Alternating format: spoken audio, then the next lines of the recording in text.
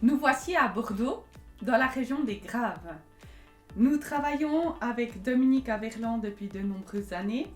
Dominique, à savoir qu'il a replanté lui-même de ses propres mains les 25 hectares de Vieux-Château-Gaubert. Comme son appellation l'indique, c'est vraiment un terroir de Graves. On a un encépagement de 50% de Merlot et de 50% de Cabernet Sauvignon.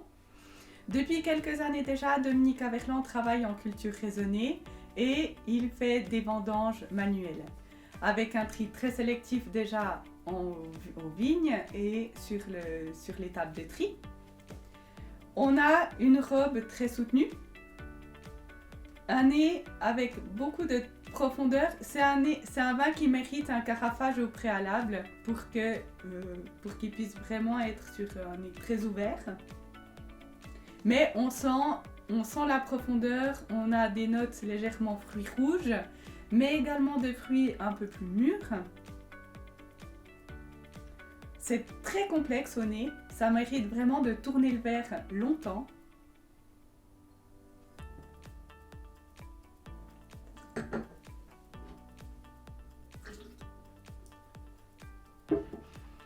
C'est un vin avec beaucoup d'élégance. On est vraiment sur un équilibre parfait entre une trame tannique qui est présente, mais très bien enrobée. On pourrait presque dire quelque chose de presque crémeux, un vin très long en bouche.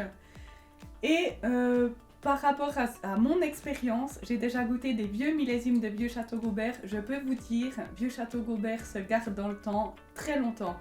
On parle de 10 ans, mais moi j'irais même jusqu'à 20 ans sans souci pour ceux qui sont amateurs de vieux millésimes.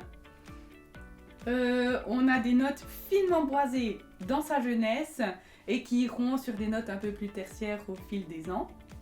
C'est un vin qui va accompagner des viandes rouges, des gibiers. On peut partir sur des viandes très fines, sur des viandes légèrement poivrées, légèrement épicées et éventuellement sur un plateau de fromage en fin de repas.